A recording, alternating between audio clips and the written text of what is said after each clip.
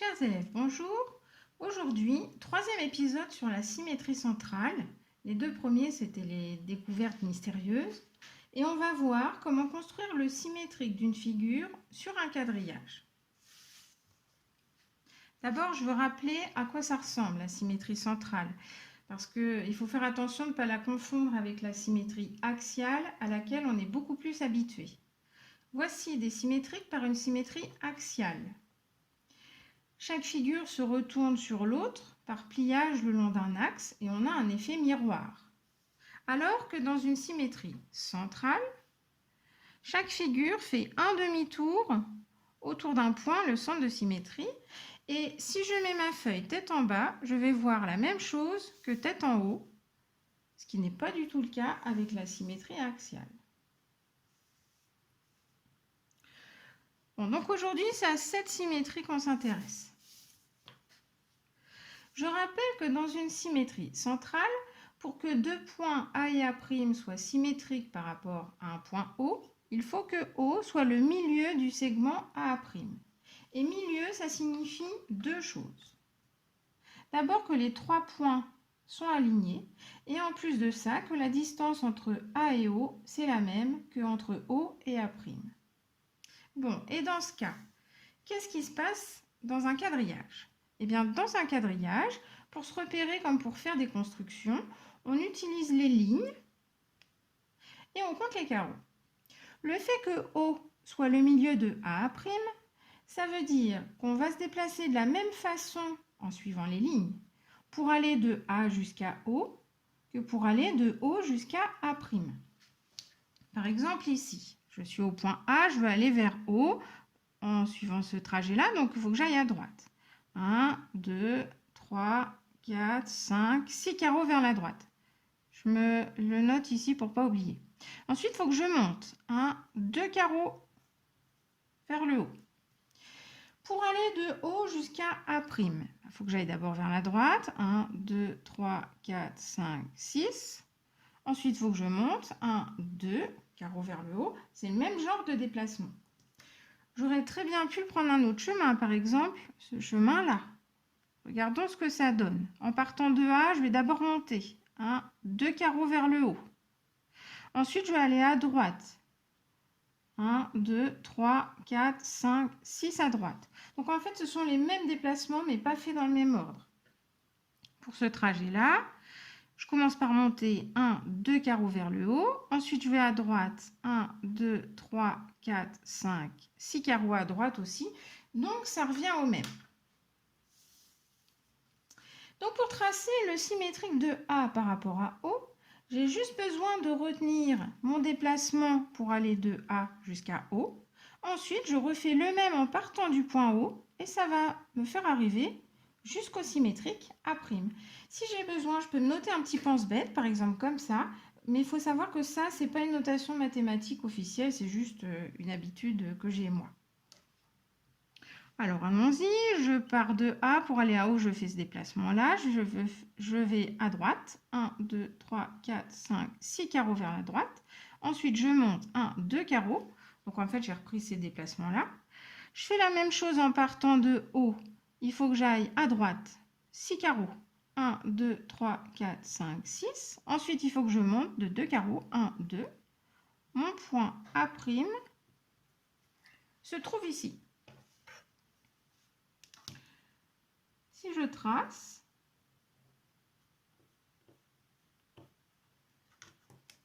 ça permet de vérifier que les trois points sont bien alignés.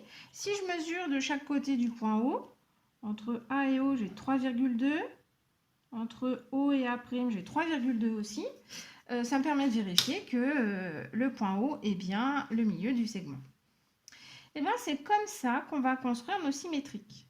Mais attention, il y a une chose qui est importante quand même, quand on fait des constructions sur quadrillage, normalement, on ne doit pas utiliser d'instrument pour tracer les symétriques. Donc, on ne doit pas voir de traits de construction comme cela, ni ces petits chemins-là que j'avais tracés pour expliquer, parce que alors là, les figures seraient vraiment surchargées. Par contre, ce qu'on peut faire, c'est de temps en temps un point, c'est assez discret, ça aide à s'y retrouver, et puis s'il y a trop de points, on les efface tout simplement. Allez, c'est parti pour des exemples. Premier exemple, c'est un triangle. Donc l'important dans un triangle, ce sont ces 3 sommets. Donc, je vais tracer les symétriques des points A, B et C. 3 symétriques à tracer. Ensuite, je pourrai les relier. Je commence par le point C. Donc je vais vers haut. Il faut que je fasse un carreau vers la droite.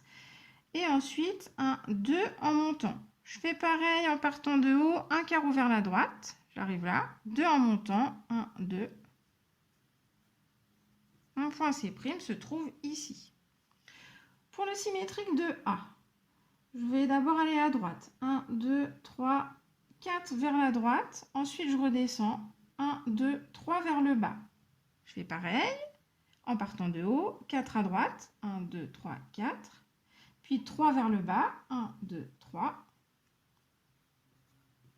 Mon point A' se trouve ici. Enfin, le symétrique de B, je vais d'abord à droite. 1, 2, 3, 4, 5, 6, 7 à droite. Et ensuite, je descends d'un carreau. Je fais pareil. 7 à droite. 1, 2, 3, 4, 5, 6, 7. Et ensuite, je descends d'un carreau. Je peux maintenant reconstituer le triangle symétrique en reliant les 3 symétriques. J'ai oublié d'écrire le nom, B'. Quand on a un triangle, c'est facile hein, pour le tracer. Il suffit de relier les 3 sommets dans n'importe quel ordre. Ça donnera toujours le même triangle. Donc voilà mon triangle symétrique. Je vais même le repasser au surligneur pour qu'on voit mieux.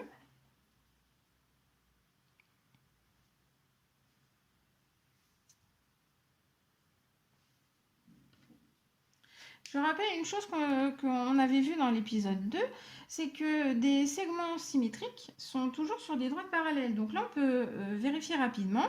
Ces deux-là sont symétriques, ils sont parallèles. Ces deux-là qui sont symétriques sont parallèles. Ces deux-là qui sont symétriques sont parallèles aussi. Je peux vérifier en faisant faire un demi-tour à ma feuille. Alors, je vois la même chose dans ce sens-là et dans ce sens-là. Deuxième exemple. Cette fois, j'ai un quadrilatère, donc j'ai 4 sommets. Je vais avoir 4 symétriques à tracer. C'est parti. Je commence par G, il faut que j'aille à gauche. 1, 2, 3 vers la gauche. Ensuite, 1, 2 en montant. Je fais pareil. 3 vers la gauche. 1, 2, 3. Puis 2 en montant. 1, 2. G' se trouve ici. Pour D, il faut que j'aille à droite et que je monte. 1, 2, 3, 4 à droite. Et ensuite, je monte. 1, 2, 3.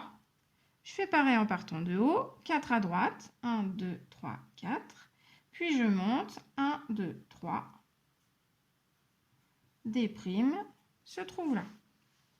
Symétrique de E. Je vais aller à droite et je vais redescendre.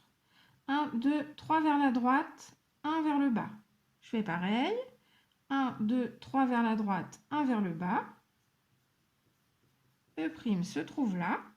Et enfin, le symétrique de F, lui, ça va être très simple. J'ai juste besoin de descendre de 1, 2, 3, 4 carreaux. 1, 2, 3 et 4 carreaux. F' est ici. Au moment où je relie mes symétriques, il faut que je fasse attention. Parce que dans un quadrilatère, les 4 sommets ne sont pas reliés n'importe comment. Par exemple, D et F ne sont pas reliés, E et G ne sont pas reliés.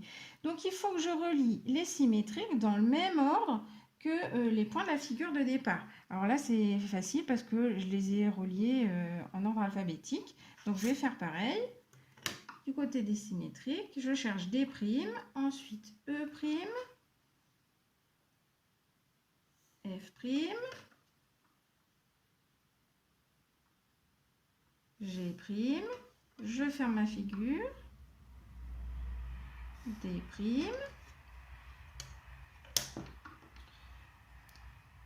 Maintenant, je vais surligner, qu'on essaye de s'y retrouver un petit peu mieux.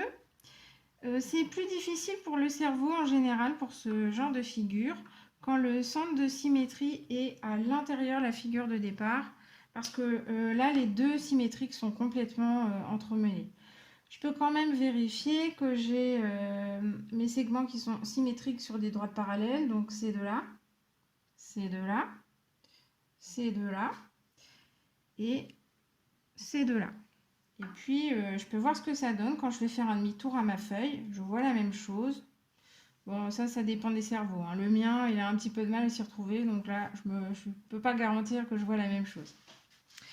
Mais voilà, j'espère que tu as bien compris. Maintenant, il ne te reste plus qu'à t'entraîner. Une autre fois, on verra comment construire des symétriques, toujours avec une symétrie centrale, mais sur papier blanc. En attendant, je te dis à bientôt sur Arsène pour de nouvelles aventures mathématiques.